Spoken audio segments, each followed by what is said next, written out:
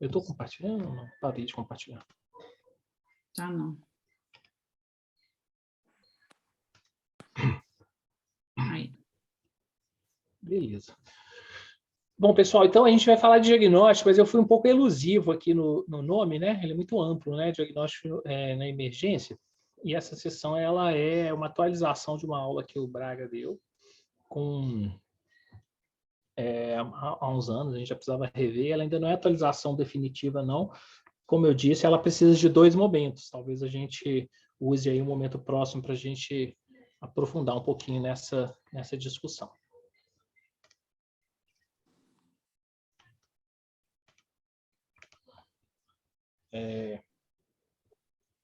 Tá, a gente vai passar aqui, falar um pouquinho do ambiente da emergência, a gente vai passar pelo diagnóstico como tomada de decisão, vamos falar um pouquinho de processo cognitivo, sobre viés cognitivo e umas dicas rápidas para como melhorar nesses aspectos.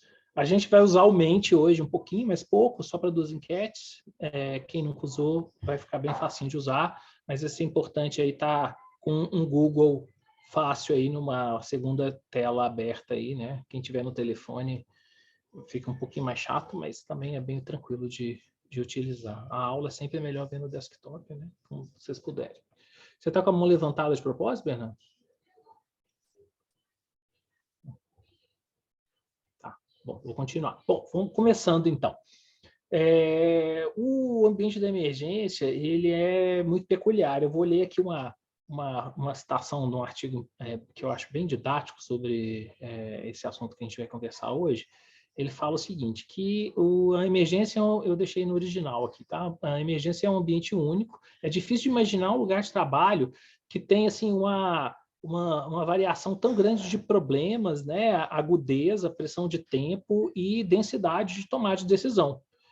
Né? Tem poucos ambientes fora da medicina que vão rivalizar essa complexidade, né? Essa imprevisibilidade e o potencial de causar mal. Esse nível de complexidade é uma ameaça à segurança do paciente e não é surpreendente que o departamento de emergência foi descrito por muitos como um laboratório natural para o erro humano. Então, é nesse ambiente aí que nós estamos, né? A gente vai usar agora, queria que vocês fizessem o seguinte, digitasse um mente.com no Google e vocês vão colocar esse código aqui que está aí na tela. Quando vocês digitarem mente.com, esse código vocês vão colocar aqui nesse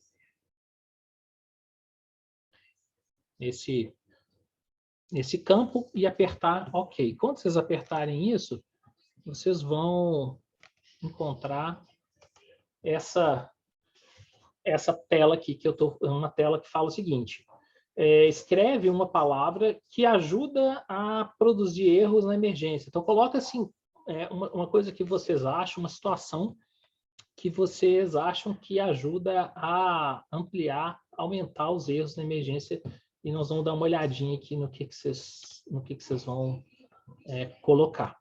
Beleza? Quem tiver com dúvida se manifesta aí, mas é só entrar aqui no Mente, digitar isso, vai aparecer, e eu vou seguir aqui o mapa de palavras para poder falar para vocês. Então, vocês vão falar por que na emergência é uma fábrica de erros potenciais, né? O que atrapalha, o que faz a gente pensar, o que faz atrapalhar a nossa capacidade de entregar um cuidado mais seguro. Quero que vocês escrevam sobre isso.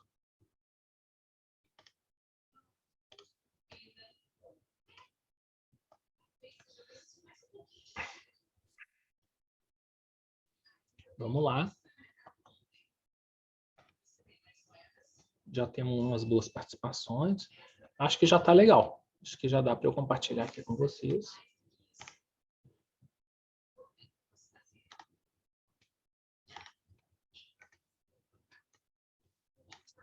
Todo mundo está conseguindo ver a telinha, né? Estou compartilhando a tela ainda? Estou, né? Nath, fica de retorno aí para mim. Então tá, muito bem. Vamos ver. Ansiedade excessiva, estresse, decisões rápidas, pressão, desorganização, alta demanda, exaustão, bagunça, apuro de tempo, não sei bem o que isso quis dizer, precipitação, urgência em agir, estresse, decisões rápidas, inexperiência, siglas, interessante, vieses, nós vamos conversar muito sobre isso hoje, despreparo, bem interessante. Apareceu aqui uma palavra curiosa, até parecendo mais de uma vez, procrastinação. Estou bem curioso, até não consigo imaginar uma pessoa que falou isso, mas não duas. Bem interessante, procrastinação, né? Não é um ambiente assim muito propício a procrastinar, mas quando acontece é bem perigoso. Bem legal, muito bom, pessoal. Vocês conseguem ver que nesse negócio que vocês colocaram, tem dois tipos de problemas. Tem problemas que são intrínsecos, que são dependendo aí do profissional que está fazendo assistência, e tem problemas que são extrínsecos, né? Que estão para fora do profissional, mas que vão afetar ele demais, né? Então, achei bem interessante, gostei achei bem interessante a desorganização, a pressão, surpreendente procrastinação aqui. Quanto maior a palavra, mais ela foi colocada, né? Muito bem. Bom, aqui esse é um artigo bem clássico de erros diagnósticos na emergência. É um artigo muito citado, talvez um dos mais citados sobre o assunto. E aí ele traz as condições geradoras de erro, e aí é interessante, vocês podem comparar aí com o que vocês colocaram, né? Então, é um cenário que tem decisões muito complexas, né? Essa densidade de decisão muito alta, né? Muita incerteza diagnóstica, aquela sobrecarga cognitiva é alta, né? Então, casos complexos. Tem que tomar decisão rápido, isso apareceu bastante, né? Coordenar cuidado, mais de um time, você fazer multitarefa, interrupção e distração, apareceu lá bagunça, né? E outras coisas.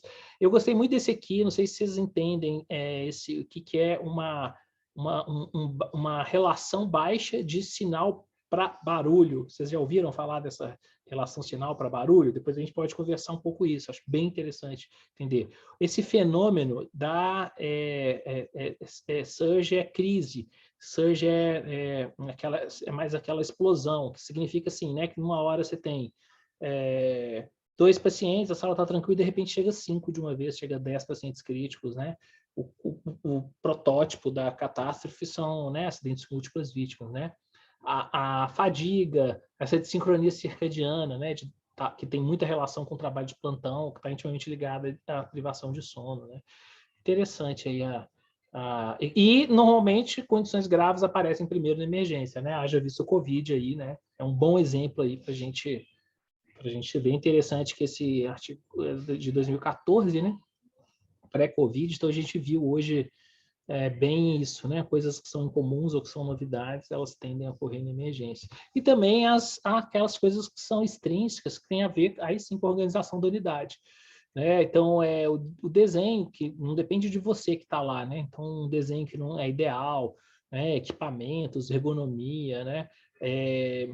Barulho, né? Superlotação, sem dúvida, aparece aí como um dos mais aparecidos, né? A sobrecarga aparece aqui de novo também, com uma questão intrínseca e extrínseca, né? Os pacientes que estão de alta, né? Tão frequentes aqui para a gente, o paciente já está de alta e ele continua com a gente, né? Apareceu muita pressão, né? Pressão por muitas coisas, né? Talvez em todos os lugares a pressão por produção, por atendimento seja maior, né? Muito barulho, equipe subdimensionada ou despreparada, né? Apareceu bastante também. Coisa interessante, né? Falta de feedback para saber, ou feedback, né? Falta de bom feedback, né? E recursos limitados, foram que apareceu bacana aqui, que vocês não deixaram de falar, né? Nada que vocês falaram foi muito diferente do que a gente está vendo. A gente vê realmente que realmente a emergência é um ambiente muito complexo e vai tornar tudo difícil, e especialmente os processos cognitivos importantes, né? E talvez o processo aí classicamente mais importante é o diagnóstico, porque o diagnóstico é o processo que vai levar a gente a tomar decisão, né? Sem o diagnóstico a gente não vai adiante. Claro que na emergência a gente fala de diagnóstico sindrômico, né? Ou seja, aquela informação suficiente para a gente tomar uma decisão. Agora, hoje, quando eu falo assim, aula de diagnóstico de emergência, é muito vaga esse título, né? Foi até proposital de deixar assim. Porque eu podia estar falando de MBE diagnóstica, de aplicação de MBE diagnóstica, e pode ser um termo muito complexo, né? Olha aqui essa figurinha aqui, né? Olhando aqui para essa figura, a gente consegue virar e fazer aí o diagnóstico mais ou menos de cada um desses pacientes, né? Então, você já bate o olho, você já tem uma suspeita diagnóstica, né?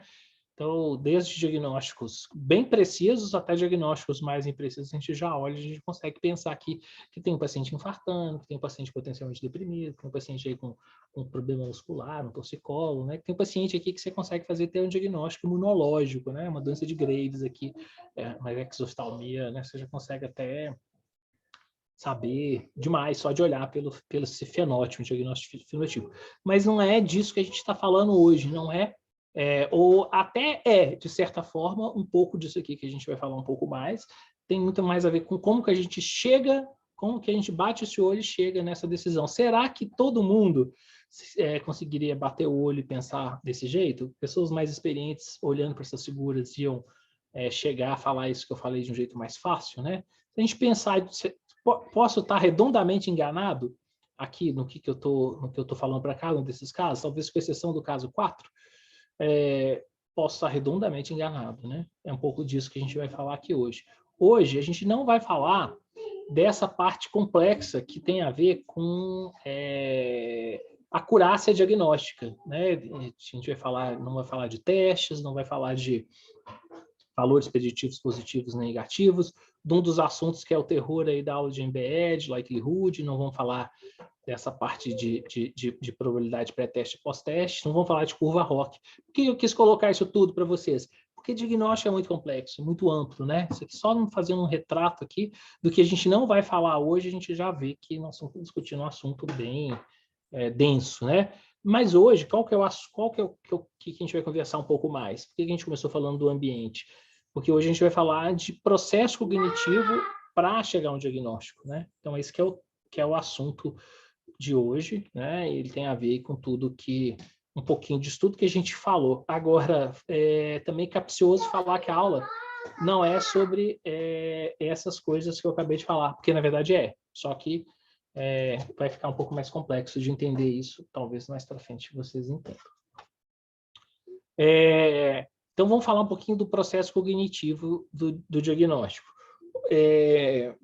Esse processo tem muito a ver aí com uma teoria que muitos de vocês já devem conhecer, né, de como que funciona a nossa cognição para reconhecer padrões e tomar decisões, baseado em que a gente produz decisão. Então, é o seguinte, o processo diagnóstico, o processo cognitivo para a gente analisar alguma coisa, ele é a teoria mais dominante, assim, bastante disparadamente dominante. Ela fala que a gente tem dois processos que são dicotômicos. Um processo é não analítico e o outro processo um outro componente é analítico, né? Esse processo não analítico, ele é esse que a gente fez ali naqueles números. Bate o olho e reconhece por padrão. Né? Então, ele é muito intuitivo, ele não desgasta muita gente e, naturalmente, ele é rápido. Importante entender isso para a gente poder discutir um pouco se isso é bom ou se não é bom. Conhecer o outro lado da moeda, que é o processo analítico, o lado analítico desse processo. Esse lado, ele é o hipotético dedutivo. Ele já exige uma carga de esforço grande, pensar bastante ali, ter uma carga bastante maior ali de desgaste, de gasto energético mesmo, né? Ele vai ser mais lento, sempre mais lento, né? Essa carga energética que a gente, né? Essa fritação, né? Quando a gente está, toda vez que você está fritando, pode saber que você está usando o processo hipotético dedutivo, né? Então ele vai ser mais lento.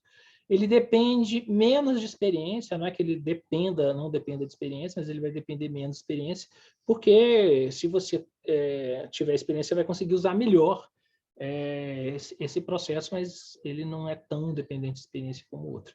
E aí, então, vocês vão aí provavelmente ouvir falar muito, já ouviram falar desses sistemas.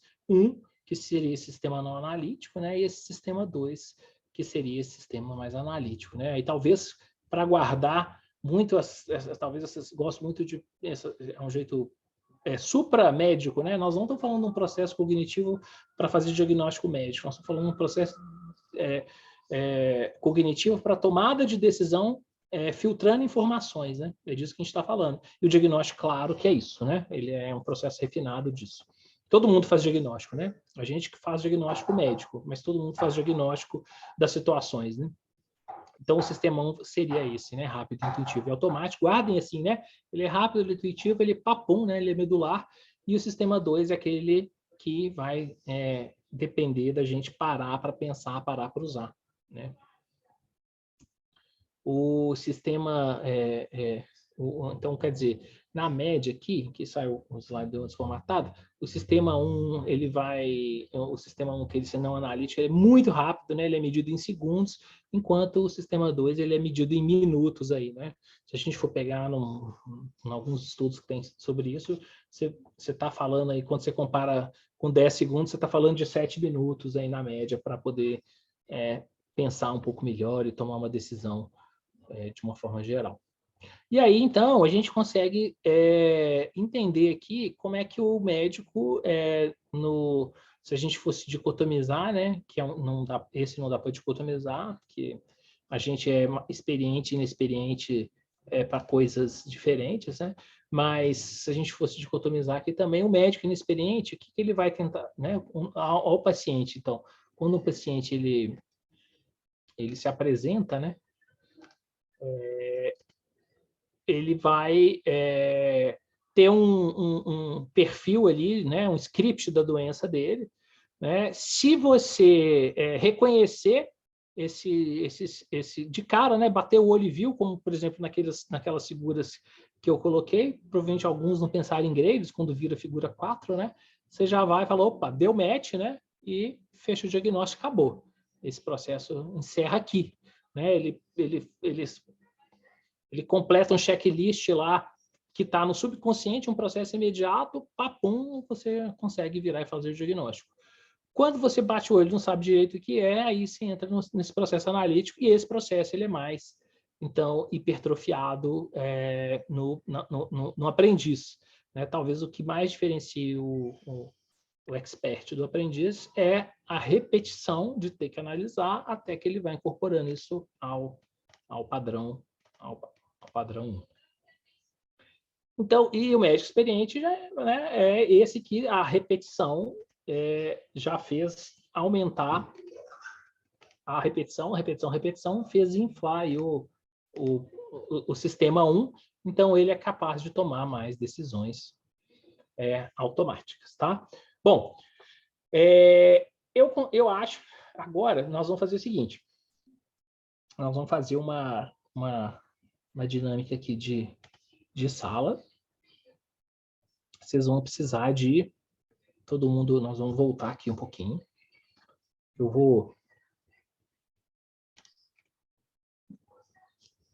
Nós vamos fazer o seguinte. A gente vai para um grupo, vai dividir vocês em grupos e vocês vão para um grupo, vocês vão fazer a segunda discussão. Vamos pensar, quero que vocês discutam um cenário que é claramente vantajoso usar o sistema 1 numa situação médica, né, num departamento de emergência, e uma situação que é claramente vantajoso usar o sistema 2. Vocês vão debater um pouco disso, né? Claro que vai ter um pouquinho de interseção, mas vocês vão tentar, né, a gente trabalhar com extremos, às vezes ajuda a gente depois a pensar no meio do caminho. Então, quero que vocês vão virar. Aí, esse grupinho que vai se dividir, vai ser automático, vocês vão escolher uma pessoa para depois contar aqui para a gente o que esse grupo discutiu, tá bom? Nós vamos gastar aqui mais ou menos 8 minutos com essa operação e depois 2 minutos para um. Para isso, claro que vocês vão precisar abrir as câmeras para vocês poderem conversar com todo mundo olhando para vocês. Então, olha só, vou postar aqui no chat para ficar mais fácil as regrinhas de novo, caso vocês esqueçam. Está lá, está postado aqui para vocês. E aí a gente agora vai dividir em grupos. Eu vou criar, nós somos 26. Eu vou criar seis grupos, tá? E vocês vão se dividir nesse grupo. Eu e a Natália vamos ficar passeando aí nesses grupos. Ver como é que vocês estão indo, tá bom? Vamos lá. Eu não sei se ela... Se foi essa... Para mim, o registro é dessa sala mesmo. Tá certinho? É isso mesmo? A gente demorou a sair da sala, não sei por quê. Então tá, vamos lá. Quem que vai falar desse grupo? Da Salão? Esmeralda, Flávia, Laura e Rafael. Eu vou falar. Ótimo. Bom, então, nas nossas discussões, a gente chegou a um consenso de que o sistema 1 de tomada de decisão, ele é vantajoso principalmente nos minutos iniciais da admissão de um paciente na sala de emergência, em que você tem que fazer uma rápida avaliação da causa principal de ameaçadora à vida dele, para poder conseguir tomar as medidas iniciais de estabilização.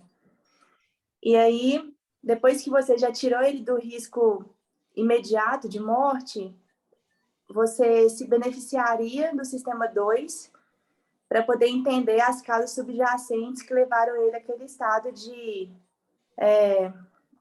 ameaça à vida, sabe?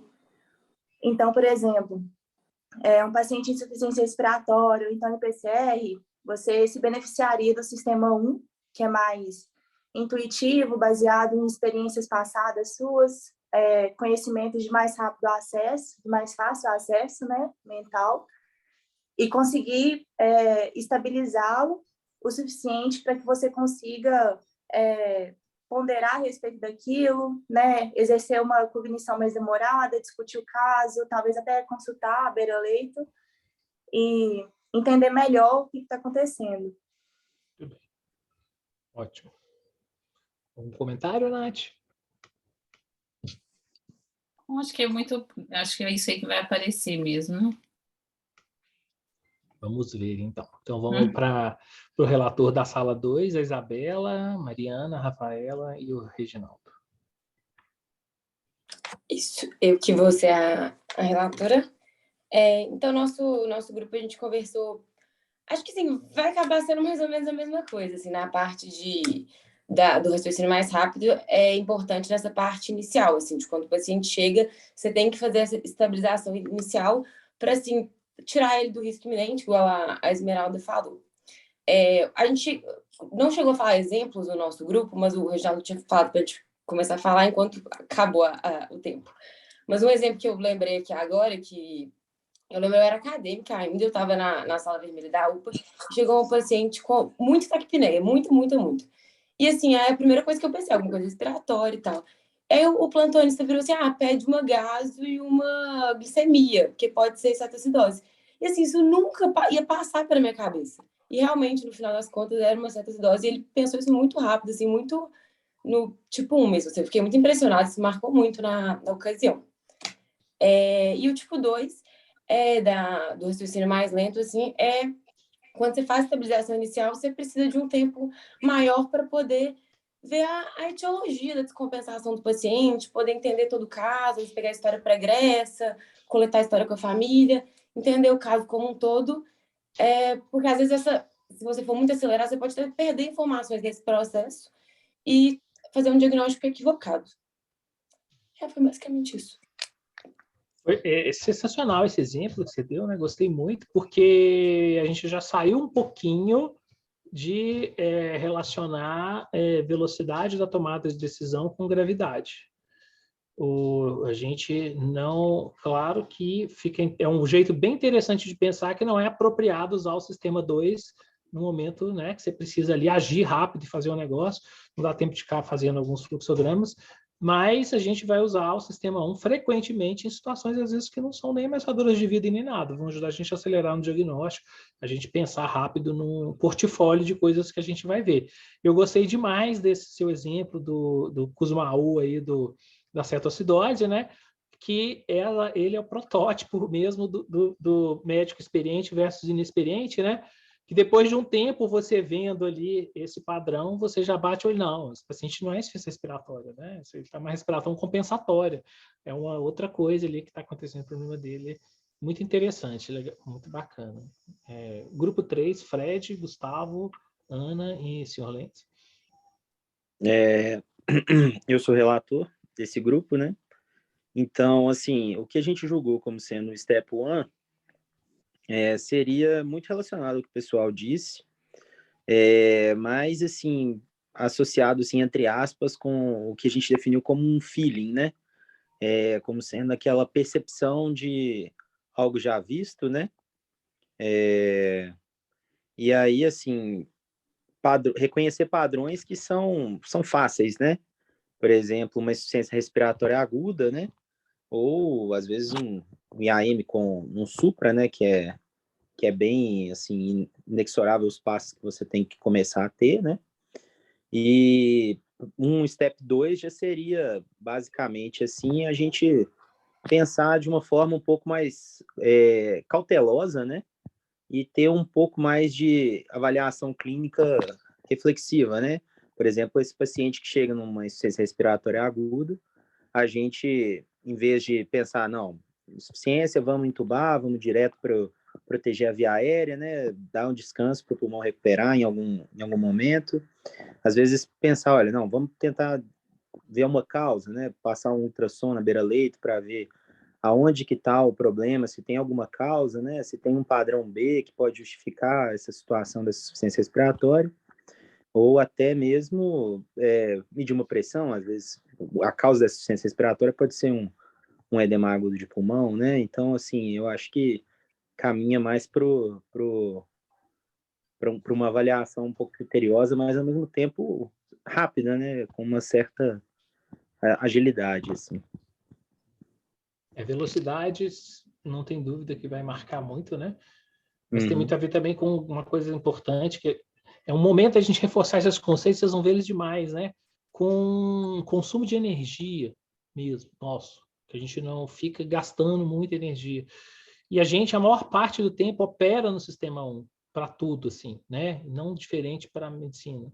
Né? E o problema é quando a gente deixa a vida te levar mesmo, né? O feeling fica demais e aí você não dá essa resgatada, essa freada aí no sistema 1. Então, de repente, né, a Mariana viu ali aquele caso ali do Kussmaul, mas ela guardou aquilo ali de um outro jeito e numa situação ali que ela vê um paciente que tem algum outro detalhe que ela não percebeu, que é uma situação mais crítica, de repente, um Kussmaul na época do Covid, né, que tinha até às vezes parece um pouco assim, aquele paciente que tem aquela hipoxemia feliz, né? O cara tá com aquele padrão ruim e tudo mais, se deparou com isso, né? A pessoa às vezes incorre ali nesse erro. Então, essa hora assim da velocidade não passar na frente, né? Eu ouvi vocês falando um pouquinho no grupo sobre guias de predição clínica, né? Mas vamos deixar para o próximo grupo, que eu acho que é um ponto bem onde o sistema 2 aparece muito, né? Bruno, Esther e Wagner agora? Tem a Isabela também. Ela estava no 6, era 6? Só que aí meu celular caiu e eu vim para cá para ficar no 4 também. Tá bom. Aí eu vou ficar de relator do grupo. Não vai ser muito diferente do que já foi falado, né? A gente pensou mais nesse step 1 aí para a questão de extrema urgência, de catástrofe, em questões em que a gente pode aplicar um algoritmo e não precisa raciocinar tanto sobre o caso do paciente. E a gente pensou mais no step 2 para a realização de diagnóstico diferencial. A Natália até entrou no nosso grupo e perguntou em relação à sepse, o que a gente achava. E aí a gente pensou que no step 1 seria o pacote da primeira hora, que é meio dado para todo paciente, e aí no step 2 a gente ia passar para as próximas etapas. A gente ia começar a investigar de onde que essa sepse poderia estar vindo do paciente, por exemplo. Foi bacana você falar de algoritmo, né? Porque quando você colocou o algoritmo na jogada, não é sistema 1 mais. Você colocou um algoritmo, mesmo que ele seja, porque você pode ter bons algoritmos. Se você colocou o algoritmo, você está colocando caminhos para se seguir, né? Informações ali para fazer. Você está pensando, saiu do intuitivo para o espontâneo, né? Para gastar energia, você está indo para o sistema 2. Então, está sendo muito bom esses exemplos, né? Para a gente refinar um pouquinho esse entendimento, né? Eu não conheço essa nomenclatura que vocês usaram de Step 1 e Step 2, eu não sei se é assim que se... Deve ter outro jeito de dizer, a gente normalmente costuma falar Sistema 1 e Sistema 2, às vezes tem algum outro jeito de falar, mas Step, eu acho que vocês misturaram um pouquinho aí, mas Tem Step também? Alguém? Foi só uma confusão do Fred ali que o Wagner foi junto, né? Tá bom. Então é isso, legal. Essa, não guardar que o step, não guardar que o algoritmo porque é rápido, do 1, não, tá bom? Entrou ali, pensou, começou a processar, não saiu da intuição, saiu daquela decisão mais automatizada, não vai ser sistema 1, né? Ele vai ser já sistema 2, tá? Mesmo que ele seja rápido. Muito bom. Sala 5, a penúltima sala, Carol, Laila, Marco e Sofia.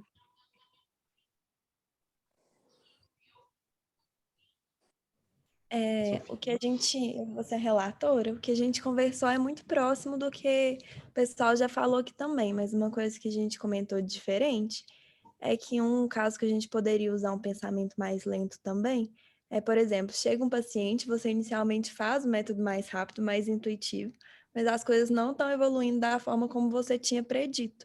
Então, nesse momento, você pode dar alguns passos para trás e voltar de novo, tentando fazer dessa vez um pensamento mais analítico, mais seguindo protocolos, para ver se dessa forma você chega a um resultado diferente, você consegue ver uma coisa que da forma intuitiva você não tinha pensado. Maravilhoso, Sofia, ótima contribuição. É isso mesmo, né? Acho que a gente vai, quando a gente for falar um pouquinho, né? O que você falou é um jeito muito interessante, que é o que a gente chama do sistema 2 domar o sistema 1, né? Então, quando você, você tem certeza lá que é o negócio. O que a gente precisa, né? Ser humilde, né? Nós já estamos falando aqui um pouquinho mais para frente, já adiantando no final. A gente tem que ter um pouquinho mais de humildade, dar uma controlada aí nesse sistema 1 com o sistema 2 e pensar, opa, tem alguma coisa errada aqui. Será que... Deixa eu rever. Então, a hora que você rever, né, você automaticamente entrou no sistema 2. É um jeito muito bom da gente evitar erro, né, a gente rever, né? Foi bom você falar isso, porque um dos hábitos que a gente deve adotar é não rever só quando está indo mal. Trazer esse hábito de rever quando está indo bem, porque nem sempre que a gente erra, a gente acha que a gente está errando. Frequentemente a gente erra sem saber que a gente está errando, né? Então, dar esse passinho para trás depois, fazer essa revisão, ele vai ser esse sim um step útil para você não incorrer aí nesse problema. Muito bem. O último grupo agora é o grupo 6, o grupo 6 está meio esvaziado. Não sei quem estava nele mais, só está a Paula aqui. A Paula está sem áudio. Ela está se sentindo contemplada, né? Tudo bem. Mas ela escreveu aqui, ó. Tá.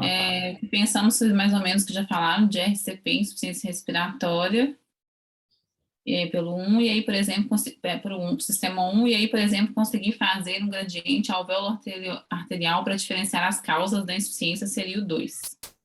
Podemos pensar também em rebaixamento sensório e você lembrar de uma glicemia, por exemplo, que pode ser a causa, que tem que ser pensada logo, e talvez isso venha com expertise e te livraria de uma intubação.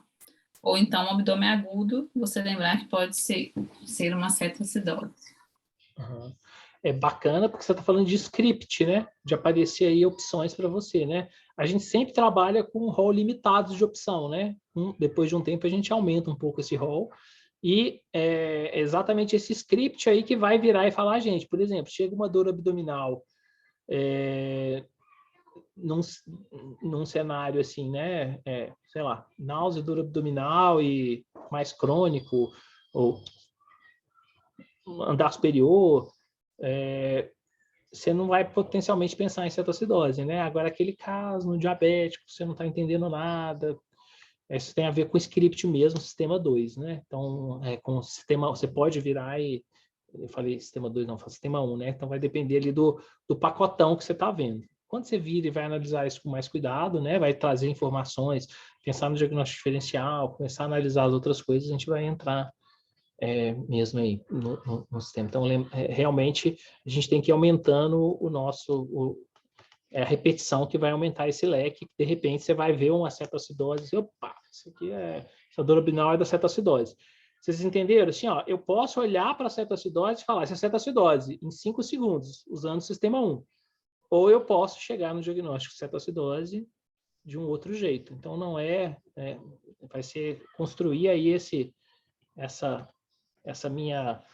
cadeia de informações que eu nem sempre vou conseguir explicar que vão ser isso. Uma coisa muito interessante é que essa teoria explica um pouco por que às vezes o médico sênior não consegue ensinar tudo para o médico que para o aprendiz. Ele não consegue transmitir tudo. Por quê? Porque muitas coisas ali que ele está usando ele não está fazendo conscientemente. Ele já está usando o sistema por uma série dessas coisas. Quer ver um exemplo frequente que eu já me deparei assim, inúmeras vezes? Uma síndrome conversiva na sala, né? Você pegar aí um transtorno somatoforme e Reginaldo tá. Ô, Regis, contribui aí.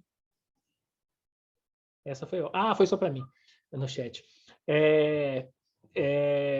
Tem não, Regis, tem que falar, não posso ficar só para mim essa. E no sistema, fala um pouquinho aí para a gente do que você está mandando aqui no chat. Eu até distraí aqui. Não, eu acho melhor você pensar, ajudar a explicar isso. Eu estava pensando aqui, porque é o seguinte, quando a gente tem pouca experiência, eu aprendi muito há muitos anos atrás, com um preceptor, numa situação que eu comecei a levantar muitas possibilidades, muitos diagnósticos, aí o preceptor me falou o seguinte, olha, você conhece o KISS? E o KISS, o que é o KISS? É um conjunto de música ou é o beijo, né? Você esqueceu detalhe do que beijo? o Reginaldo estava na Inglaterra. Estava na Inglaterra. Nessa época, né? Então o KISS tem mais sentido lá.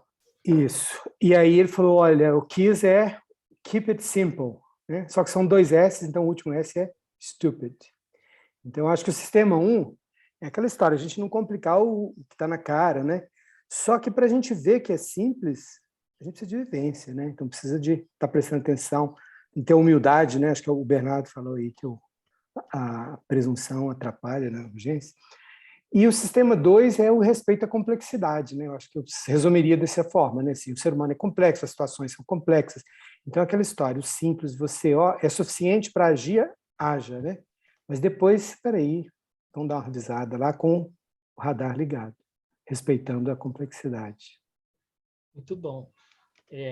Bom, eu estava aqui lembrando que quando o Regis falou isso, dessa história, né? Que a gente às vezes vai ter, muitas vezes o sênior vai ter essa dificuldade para explicar porque ele tem essa parte do sistema tão ali impregnada que às vezes ele não sabe mais direito como é que ele tomou aquela decisão que ele automatizou, né? Ele tem que ter esse cuidado para não saber quando ele não vai fazer errado, mas a gente faz demais. Isso é muito bom e isso é muito necessário para a nossa prática, né? Ela funcionar assim.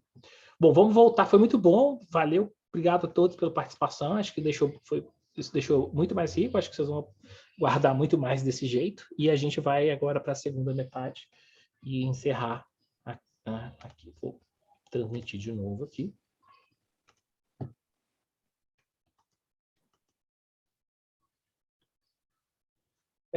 Bom, então a gente falou do sistema 1, do sistema 2, e agora a gente vai falar um pouco da importância de entender isso e de ver que, na verdade, o sistema 1 está presente o tempo todo, mesmo quando a gente está achando que ele não está presente. né? Então, o tempo todo ele está operando e ele vai fazer a gente fazer engano, a gente se enganar. Então, vamos falar um pouco de erros diagnósticos de viés cognitivos. Vai ser uma pinceladinha, tá? Porque a gente é um tema que dá para a gente discutir uma aula só sobre isso. A gente vai voltar lá para o Mente de novo, uma enquete bem rapidinha, bem objetiva. Vocês vão lá... o nosso mapinha de palavras ficou bem simpático. Agora nós vamos mudar de questão. E a pergunta é: qual é mais... Não é qual o tipo de erro mais comum, não. A pergunta está errada. Qual a causa que leva mais... Dessas duas aqui, qual a causa que vocês acham que leva mais a erro? Falta de conhecimento mesmo, a pessoa desconhecer, ou um problema ali no raciocínio clínico? O que vocês acham que tem mais relação aí com o erro?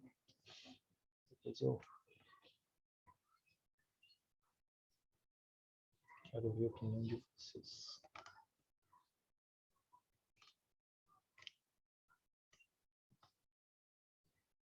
É um massacre, né? Muita gente não gosta de pôr assim para o pessoal ver na hora, mas um número bem grande achando que é raciocínio clínico. Vamos ver. Bom, hoje esse foi o último Mente de hoje. Só 2 mesmo para a gente aquela provocadinha. Por que é importante falar de erro diagnóstico, né? Porque grande parte dos erros médicos eles estão no diagnóstico. Claro que tem um espectro ali, diagnóstico e prognóstico está muito junto, né? Então muitas vezes você erra porque você subestimou a gravidade de uma coisa que até você tinha uma noção do que era, né? Mas isso entra um pouco no contexto de erro diagnóstico, quando a gente fala de erro médico, né? Erro em saúde, erro assistencial. Então o erro é muito frequente, diagnóstico é muito frequente aí nas causas de erro, né? E nós estamos no coração ali das especialidades que estão mais sujeitas a isso. Por quê? Porque a gente pensa mais, né? Porque a gente está diante de situações mais complexas, que a decisão é rápida. Quando eu falo a gente, eu estou falando a gente da medicina interna, da emergência e da medicina de família, né? Que é grande parte das pessoas que participam aqui da reunião. Então, realmente são as 3 especialidades que mais têm desafios cognitivos aí.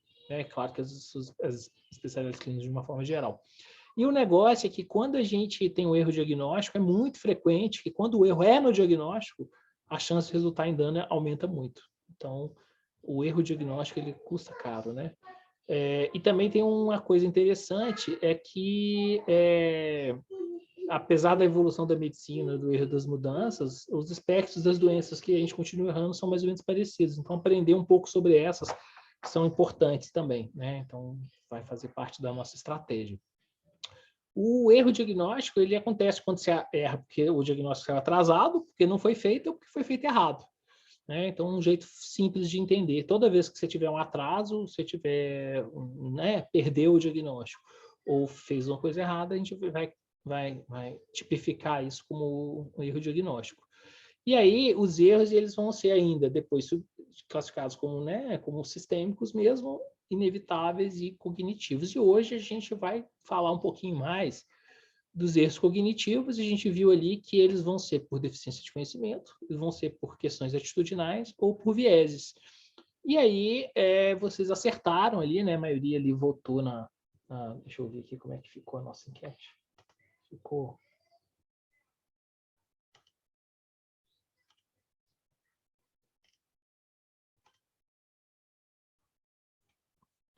Tô achando que...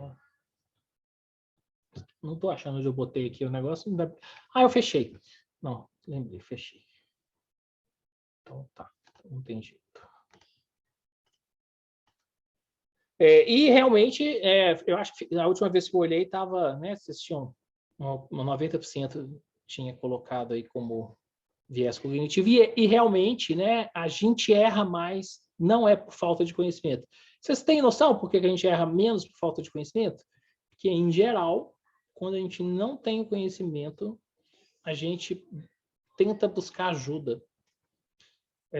O problema é quando a gente não sabe que a gente não tem o conhecimento, né? E aí, quando a gente não sabe que a gente tem o conhecimento, o problema não entra por falta de conhecimento mesmo, né? Ele entra como um viés cognitivo, que você achou errado ali a situação.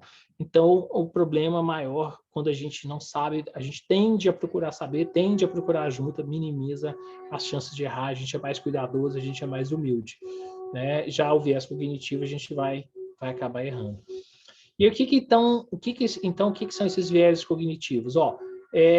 Não entrei aqui no detalhe complexo, mas o sistema 1 ele é formado por atalhos, né? Atalho cognitivo. Bati o olho e já fiz o diagnóstico. Bati o olho e já sei uma coisa. Isso vem lá da nossa sobrevivência primitiva, né? Você viu um barulho na moita e um rosnado, você corre porque né, é uma onça, um tigre ali que está querendo te pegar. E é isso que são as heurísticas, né? Então, a heurística, esse atalho cognitivo, está dentro dessa heurística, que tem até a ver com aquela palavra assim, eureka, né? Que a pessoa virou e vem do mesmo radical grego. E vieses são quando a heurística te leva a um erro. Eles acontecem de forma sistemática, eles se repetem, então eles vão acontecer mais vezes, né? Como eles vão tender a acontecer de um jeito repetitivo, eles vão seguir um padrão de erro e a gente vai conseguir entender que tem um padrão e tem um jeito que a gente erra mais, a gente ficando ciente disso, a gente vai conseguir errar menos, né? E aí os vieses cognitivos, então, são os principais responsáveis pelos erros diagnósticos. Dependendo aí da fonte que a gente olha, é importante aqui dizer que estudar erro diagnóstico é muito difícil. Estudar diagnóstico já é difícil e já é pouco feito. Erro diagnóstico, viés cognitivo é mais complexo ainda, tem uma série de complexidades, mas a principal carga de erros diagnósticos vão ser esses viés cognitivos. É importante a gente ficar atento, né? Então, já falou que erro diagnóstico é frequente, danoso, e a principal causa vai ser viés cognitivo, então é onde a gente tem que se cercar. E tem muito viés cognitivo identificado na prática clínica, nós vamos passar aqui por cada um, não são tantos, a gente vai passar por alguns só, né? São só uns 200 aqui, rapidinho a gente termina. Aqui é para mostrar, né, como tem viés cognitivo, que impressiona. Essa figura aqui, gostei demais dela, né, do códex de viés cognitivo, né? E aí ele vai categorizando ali uma série de vieses, que vão agrupando em subgrupo, né? Coisas que têm a ver com nossos conhecimentos e crenças, né? Quando a gente consegue ver melhor as coisas nos outros, ver mais problema nos outros que na gente, aí você vai ter as subcategorias aí de viés.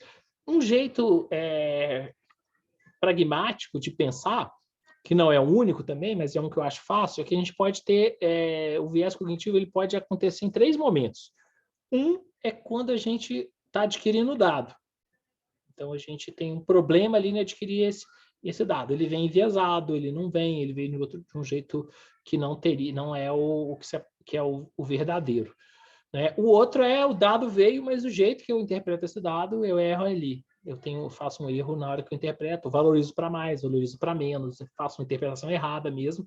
E o outro é na hora em que o peso que eu vou dar para essas informações que eu tive, né? E elas vão fazer estimar a probabilidade do que eu estou fazendo. Então, de certa forma, né? É um jeito, vocês conseguem não encaixar todos, mas conseguem encaixar os principais, a gente consegue encaixar nisso. E aí eu vou falar aqui, escolhi 5 para falar, e eu queria, depois a gente vai voltar nessa aula de viés cognitivo, vamos trabalhar um pouco mais, acho que a gente precisa trabalhar um pouco mais em viés, acho que precisa aprender um pouco mais sobre viés, é um jeito meio chato em aula expositiva, então acho que tem que ler, tem que aproveitar no dia a dia, né?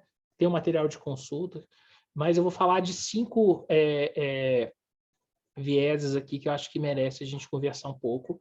E eu vou abrir, antes de ir para o próximo slide, e convidar quem quiser falar de algum viés também, para a gente poder compartilhar aqui. Vou escolher 5, tá? De uma lista de 30, eu escolhi 5. Um erro que eu acho muito frequente, eu queria que vocês não diminuíssem a incidência nesses erros. Um deles, muito frequente, é o fechamento prematuro do diagnóstico.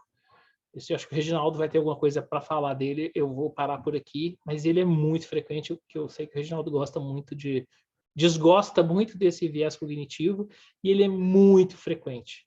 E ele tem a ver com uma série de coisas que tem até com o que o Bernardo estava comentando ali sobre, né, essa presunção, né, a arrogância do diagnóstico, fechamento prematuro, às vezes vai ter muito a ver com isso, né?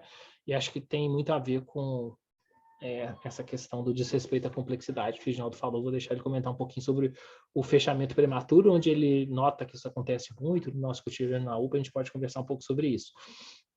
O outro é o viés de confirmação. O viés de confirmação acontece quando você, precocemente também, né, chega num diagnóstico, numa ideia, e tudo que você usa é para confirmar aquele diagnóstico ali que você está pensando. Então, às vezes, você está diante ali de um paciente que está com uma dor. Vi um caso uma vez no poli, já vi todos esses viés diagnósticos, né? Já fiz bastante deles também, fui vítima bastante deles. Um paciente chegou com a dor torácica no poli, de início súbito, e diabético, alto risco cardiovascular, tinha um eletro bem difícil de avaliar, tinha uma baixa voltagem geral e já tinha alterações ali de hipertrofia, um eletro mais desses difícil de avaliar, não tinha nada assim claramente isquêmico agudo, mas não dava para afastar. E aí tudo que se perguntou entrou no protocolo de síndrome coronariana aguda. Mas esse paciente, quando você ia conversar com ele, o que ele falava? Que ele estava bem, e de repente ele escutou até um barulho, um pop, né, no peito, e aí veio a dor, e era um paciente tabagista e DPLC também, e esse paciente era um pneumotórax espontâneo.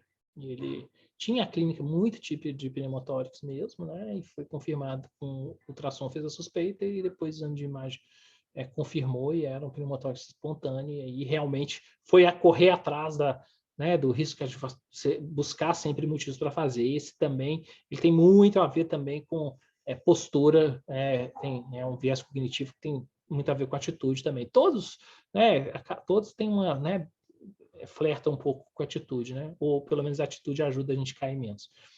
O viés de ancoragem é um viés que foi muito interessante, que ele até motivou essa aula do Braga no passado. Quando você pega alguma informação e você dá peso demais para ela, aquela história da probabilidade. Você dá um peso maior do que aquele achado merece, né? Então, você virou e o paciente aparece aí com, sei lá, tô com dor abdominal na cabeça, porque por causa da Rafa, que teve uma dor abdominal esses dias, nossa residente, eu tô com isso aqui na cabeça. Uma dor abdominal de abdômen superior, em cólica, e aí você fecha a sua hipótese para uma série de outras coisas, porque abdômen superior em cólica só pode ser isso ou aquilo, né? Então você tem que, de repente você vai aparecer uma série de outras informações relevantes de sinais e sintomas de outros órgãos que você vai menosprezar porque você está focado naquilo. E ia ser muito comum também acontecer, né? Então, eu vejo demais.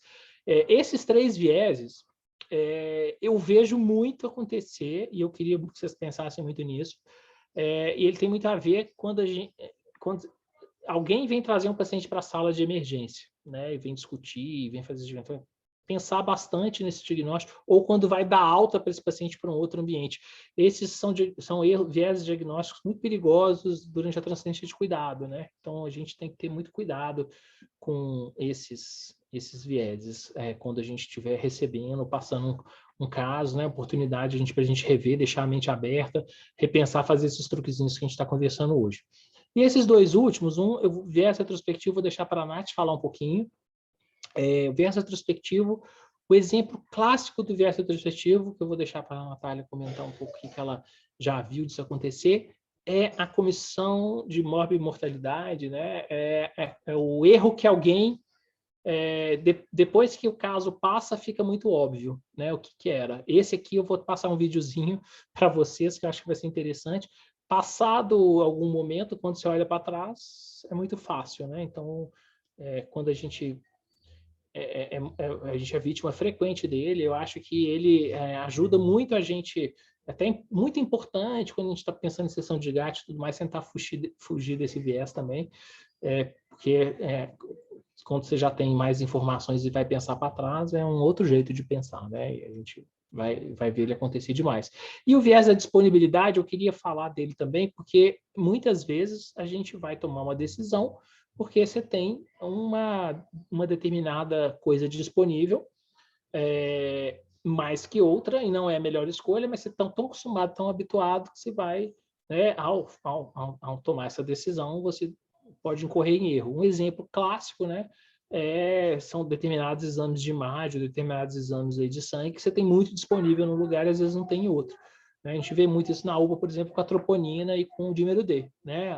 O paciente com alta disponibilidade, e aí, vai que né? E aí pede um dímero D numa situação errada e pode atrapalhar demais o diagnóstico e tudo mais, tá? Bom, eu vou deixar agora, queria ouvir um pouquinho a contribuição aí do Reginaldo, da Nath, do Bernardo e de vocês, para quem já tiver, queria conversar, sentindo falta de algum viés que queria dar uma reforçada, porque hoje é só aquela pincelada mesmo, né? Para a gente falar. Eu sei que o Regis vai gostar de falar do viés do fechamento precoce, porque nós já conversamos muito sobre isso. Nath, você... qual que é a sua experiência? Alguma coisa que você quer falar além da provocação que eu te fiz? Não, do viés retrospectivo é o famoso engenheiro de obra pronta, né? Que me veio à cabeça aqui. Depois que deu, né? Depois que já deu errado, que não percorreu o caminho, fica mais fácil achar um monte de defeito. E depois que já morreu, né? Fica muito fácil achar vários motivos para que essa morte tenha acontecido, né? E subestimar e julgar, né, Nath? Esquecer do percurso mesmo, né? E esquecer do percurso e o que as informações que não estavam todos presentes ali nesse percurso, né? Que depois, quando já passou, fica mais fácil da gente julgar e dar pitaco, né? E a gente faz isso muito na emergência também, né? E eu acho que a gente faz muito, acho que o Bernardo também tem que falar, a gente faz isso muito com os colegas, né? Faz muito com os colegas. Fica lembrando isso, né? Quando tá pedindo vaga, né?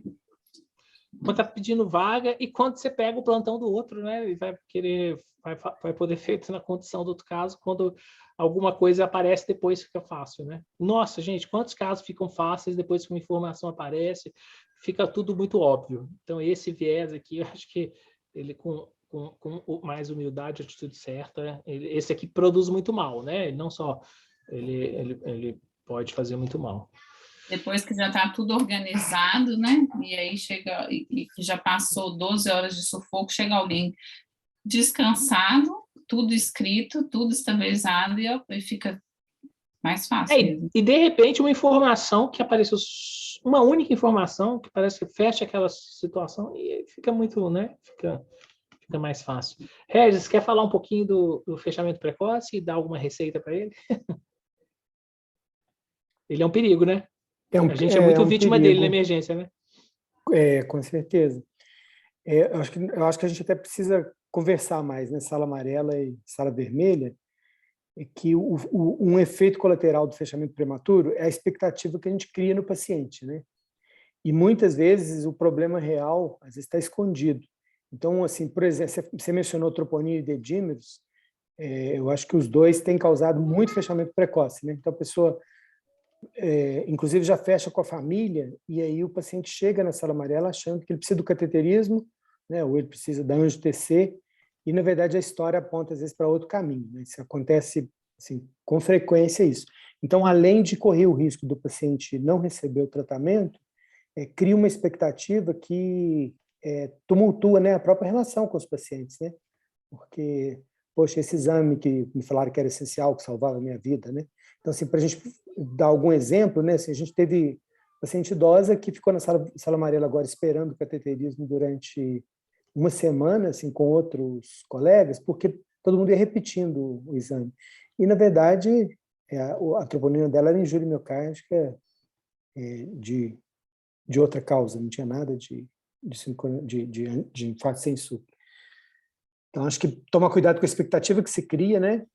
E a confirmação, eu acho que eu temo muito a anamnese de questionário, né, Léo? Porque assim, você faz uma pergunta, aí você acha que você já descobriu o diagnóstico, as outras perguntas são todas para confirmar, né? Assim, você direciona para você o processo e não para o entendimento.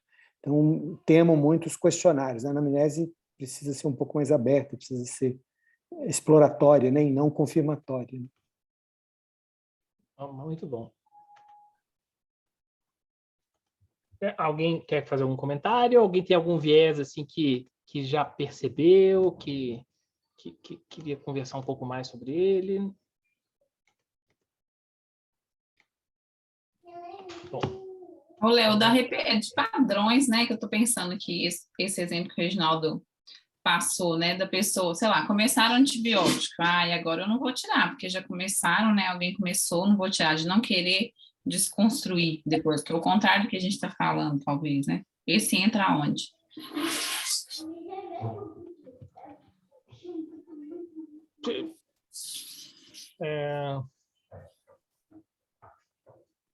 Sei lá, né? Mas é um que a gente tem que lembrar. Pensar um pouquinho de que esse não chega a ser um erro diagnóstico, né? Tem mais a ver um viés de comportamento, né? Ele não é um viés de erro diagnóstico, né? Ele é um viés de conduta, né? Ele talvez seja até mais atitudinal mesmo, assim, né? Uhum. Mais cultural. De condução mesmo, né? Porque o diagnóstico inicial, ele não, obviamente, não necessariamente é o correto, e ele pode se modificar, né? A gente implanta protocolo de síndrome aguda, retira protocolo de síndrome aguda com muita tranquilidade, né?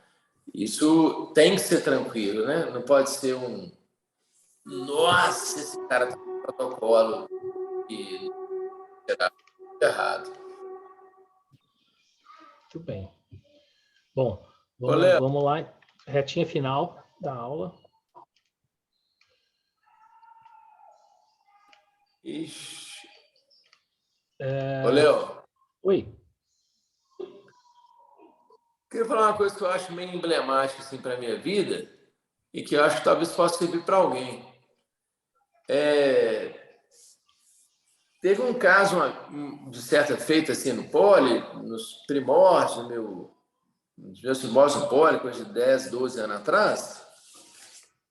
E aí chegou uma moça, assim, um pouco sudorética, tinha tido uma pré-síncope. Eu falei, TEP, tipo step 1 na veia, entendeu? Step, não, desculpa. E beleza. Aí passei o caso para o Paulo. Paulo recebeu super educadamente. E depois passei para o Zé Sérgio. Não, na verdade, o Zé Sérgio recebeu esse caso voltando da enfermaria, porque ela tinha evoluído muito mal na enfermaria e ela foi trombolizada. De fato, era um TEP.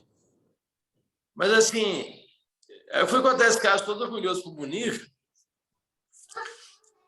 E eu usei o termo feeling para ele.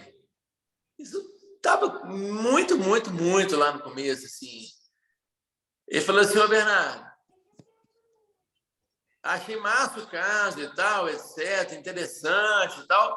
Mas aqui, velho, você não acha mais interessante transformar esse seu feeling em evidência, não? Porque aí você vai conseguir reproduzir isso para todo mundo. Porque essa percepção que você teve foi exclusivamente sua.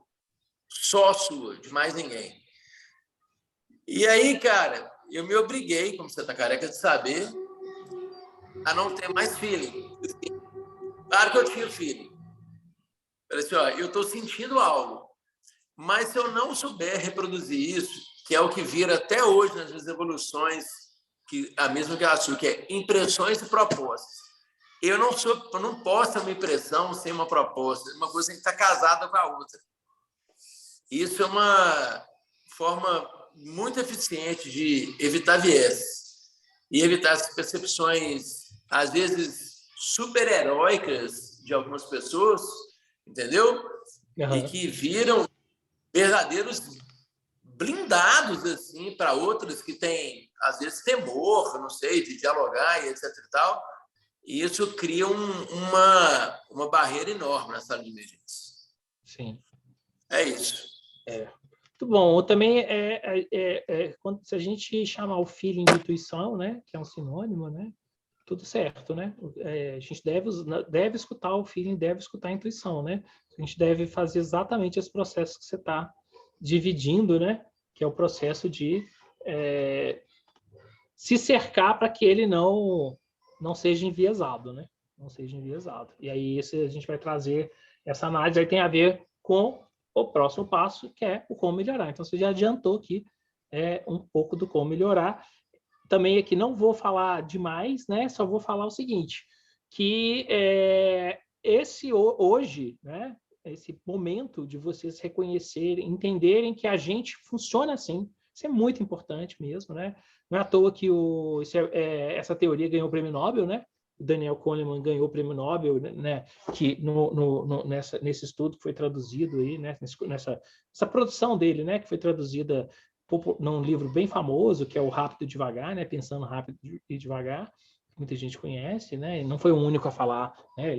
Ele é um dos 3 grandes autores que falaram sobre o tema, prêmio Nobel, quer dizer, nós estamos falando de uma coisa que ele é importante para a nossa sociedade de hoje, ter esse entendimento, e entender que viés acontece demais e não é só na medicina, não é no diagnóstico, qualquer tomada de decisão, e, por exemplo, os marqueteiros usam isso demais para influenciar como é que a gente vai fazer compra, né? Quem controla as mídias usa isso muito, então é importante a gente ter esse entendimento, né? Eu vou até mostrar um vídeo aqui interessante, vocês vão gostar para terminar, dar uma descontraída,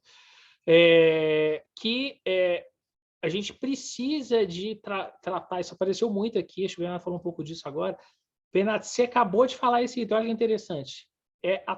Isso que você acabou de dividir com a gente, é a tal da recalibração. A recalibração é exatamente isso, é você entender esse feeling, entender e voltar, entender qual que é esse ponto certo ali de quanto que a gente escuta o instinto e não deixa, se inquieta com ele, não fica tranquilo com ele, mas não toma decisão baseada nesse instinto, né? A gente tenta trazer as coisas para ele. Então, você acabou de falar sobre recalibração, então isso foi muito bom. Então, se atentem para isso, né? Se preocupem com, no correr da carreira, recalibrar aí o tanto que vocês vão valorizar e não desprezar o instinto, mas frear ele também, né? Atentar para essa história da contra-transferência, que é um viés muito, muito frequente. A gente falou que indiretamente bastante dele, né? E aí isso tem muito a ver com... A gente vai fazer, né? Talvez um dos principais vieses que a gente vai passar aí é quando a gente está diante de condutas profissionais ou de pessoas que a gente vai ter alguma resistência, perfis de pacientes que a gente tem algum preconceito que não é falado, né? O alcoolista, né? O etilista, ele é muito vítima de contra-transferência, né? O tabagista, o DPOC que não parou de fumar, o paciente da vascular, né? Como esses pacientes, às vezes... E aí você não vai perceber e vai incorrer em viés diagnóstico. E nas estratégias, pensar que é o seguinte, a gente vai ter as estratégias sistêmicas, que todo mundo precisa trabalhar para a gente melhorar o sistema que a gente trabalha, que a gente vive, que a gente opera, mas talvez seja uma responsabilidade maior dos gestores, né, das lideranças, mas é de todo mundo, e as estratégias individuais que, né, como o nome diz, vocês vão ter que desenvolver, né? Dentro das estratégias para diminuir o erro dos sistemas vão ser a gente, né, trazer tarefas mais simples, usar menos memória, né? Hoje, consultar as coisas, gente, eu vejo muitas pessoas querendo saber coisas que a gente pode consultar. Não tenham dúvida, isso é a dica que aparece em vários lugares, assim, né? Quando você ocupa demais memória com informação, você está ocupando espaço cognitivo para tomar decisão mais complexa, né? Então, aprendam, né, a ter o que pode ser consultado. Não gasta cérebro demais com isso, não, né? Saibam onde consultar, gastem mais energia para tomada de decisão. Essa história de reduzir pressão de tempo e fadiga, né? Hoje, isoladamente, privação de sono e trabalho em plantão é o principal motivo de diminuição de performance e erro cognitivo, né? Ele vai diminuir ele diminui a nossa atenção, né? e quando a gente está menos atento, menos energizado, todos esses erros acontecem mais, né? Usar algoritmo e diretrizes, como foi colocado aqui em vários momentos, vão ajudar demais. O Bernardo falou muito disso, mas aí tem os individuais também, né? Que tem a ver com, né, aumentar o conhecimento, né, treinar a revisão diagnóstica, pensar no feedback, na recalibração e aumentar esse estado de alerta. Aumentar o conhecimento é indispensável. A experiência e a carga teórica progressiva é indispensável, né? Você não cumprimenta quem você não conhece, aquela história. Você vai precisar do conhecimento teórico, mas você vai incrementando, então, com o passar do tempo, isso vai acontecer, não tem jeito de fugir disso naturalmente. Mas, como foi falado aqui também, a gente não vai discutir aqui muito hoje, né? MBE vai ser um jeito da gente fazer isso de forma muito mais eficiente.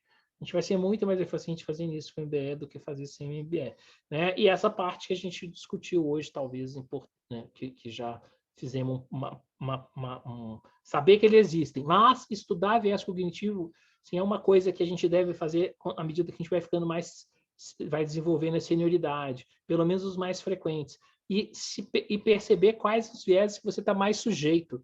Isso é muito bom dar uma estudadinha básica em viés cognitivo para você ver quais você faz mais, porque é muito desequilibrado isso entre as pessoas. A gente tende a recorrer nos viés. Então, saber que eles existem, saber quais se fazem mais, é uma coisa importante desse quesito aumentar conhecimento. O outro é o hábito de revisar o diagnóstico, que foi falado aqui hoje, né? A Sofia falou isso, né? Isso foi aparecendo aqui na discussão, que é ter o hábito de fazer lista de diagnóstico diferencial, né? Você não ficar com aquela primeira impressão. A outra tem a ver com o que Reginaldo, que foi muito discutido aqui hoje, a importância da gente ter outras opiniões. Essa questão atitudinal talvez seja a principal, da pessoa achar que ela já sabe e ter problema de ter segundas opiniões. Isso é um erro, um caminho muito ruim, né? E isso tem muito a ver com aprender, buscar e dar feedback mesmo, né? Então é importante demais a gente trabalhar nisso, né? Estamos trabalhando em projetos institucionais para melhorar essas habilidades, né? E técnicas para a gente ficar mais atento com a tal da metacognição, né? Que é refletir sobre o processo, que é um pouco, muito do que a gente fez hoje, né? Refletir sobre o processo, né? De pensar sobre, né? Como é que a gente está pensando, chegar e dar aquela repetição. Por que eu tomei essa decisão? Por que eu pensei nisso? Né? Repetir esse passo a passo. Né? Isso tudo, lembrando que a gente não tem evidências muito sólidas, né, sobre essas melhores práticas, mas são as melhores evidências que a gente tem hoje, né, para virar e tomar, né? E aí, com isso, a gente pode concluir, né, mensagens chaves aí para a gente ir para um último videozinho, que erros diagnósticos, né, então são muito comuns e vão causar mal, né? Tem muitas coisas que vão acontecer, mas viés cognitivo se destaca. Conhecer esses viés, então, vai ser essencial para a gente evitar. E, né, essa coisa que a gente foi discutindo aqui, né, de feedback, recalibrar, ensino de MBE, metacognição, são todas coisas que podem ajudar a gente a reduzir, a enfrentar isso, né? Eu vou mostrar, eu vou terminar. Aqui tinha um deverzinho de casa que depois eu vou mandar para vocês, que nós vamos fazer ao longo dessa. Vou pedir para os preceptores fazer com vocês ao longo dessa semana. É dever de casa, não, né? Dever que não é agora, mas vocês vão fazer no cotidiano. Para treinar isso, tem a ver com a gente refazer umas listas de problema. Eu vou passar a tarefa para os preceptores, para eles passarem para vocês, vou postar nos grupos, tá? Essa tarefinha aqui. E eu vou encerrar aqui com o videozinho rápido. Deixa eu só achar aqui onde ele está. Vamos lá.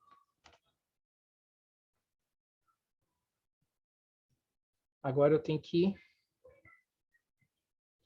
Tá vendo o meu vídeo? O vídeo está na tela? Tá, não tá? Tá. Agora Você eu tenho só tem que ter marcado aquele negócio do som, né? Como é que é? Onde que é mesmo isso? Na hora que você compartilhou a tela. Deixa eu parar. Opções de compartilhamento avançadas. Não, só você compartilhar de novo já vai dar para você marcar o xizinho lá.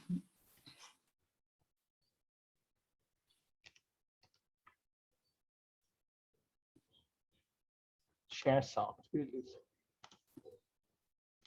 Beleza. Pessoal, depois eu passo o link para vocês verem também. Vamos lá. Pai e filho sofrem um acidente terrível de carro. Alguém chama uma ambulância, mas o pai não resiste e morre no local. O filho é socorrido e levado ao hospital às pressas. Ao chegar no hospital, a pessoa mais competente do centro cirúrgico vê o menino e diz: "Não posso operar esse menino, ele é meu filho." Hã? Não, pera, o pai não morreu? Mas o pai dele morreu? Deve ter alguma coisa, meu. Lê de novo aí. Não sei não, responder não. Não, calma. Não. Nossa, esse mexeu com o meu psicológico. Se você for analisar, é tipo bíblico, né? Ele é Deus? Eu não sei se eu que acabei de acordar. O pai dele não reencarnou no outro corpo?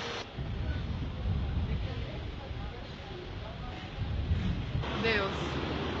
Deus. Ah, só se for Deus, né? Vou continuar ali. Vamos ver. E aí, gente? Qual que é a resposta? Alguém? A gente continua aqui, vai ter o viés da cognição. O que vocês acham? O viés retrospectivo vai pegar aqui. Alguém consegue explicar isso? Ahá! Apareceu a resposta. Vamos lá.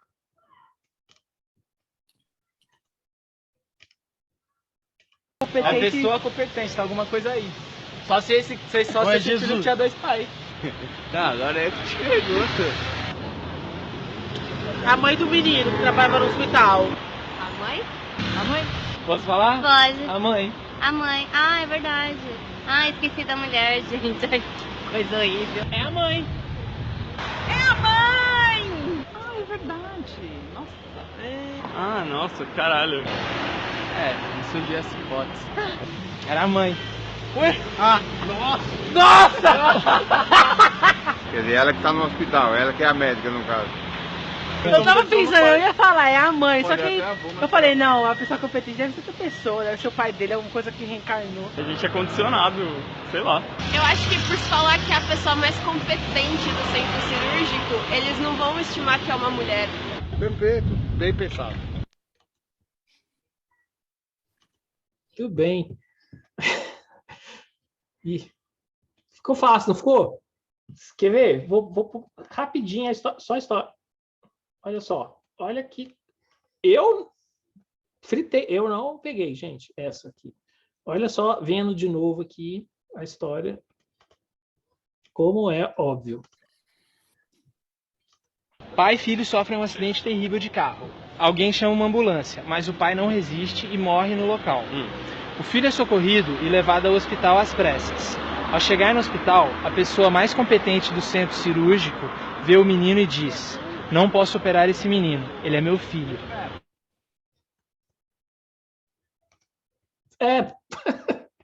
É impressionante, não é? Esse é um exemplo muito... tem muitos vieses aqui, né? Mas eu acho ele muito interessante, o viés retrospectivo, né? Como é óbvio, como você fala assim, pá, né? Estúpido. E aí a gente vai começar a pensar no que faz a gente pensar, no que a gente... Né? No machismo que a gente... que está impregnado, né? Mesmo, né? Estrutural. E a gente começa a pensar como que isso acontece o tempo todo com a gente, vocês imaginam, e isso não é só no diagnóstico, né? É no cotidiano. Então, acho que essa que é a mensagem aí chave de hoje. Vamos encerrar, passamos aí 10 minutinhos do tempo, que era para terminar 9h15, mas acho que foi útil para a gente poder aprender essas coisas que são bastante importantes e às vezes não vão estar no conteúdo tradicional aí que a gente vai pegar nos livros, né? Acho que é isso. Alguém quer fazer algum comentário para a gente encerrar?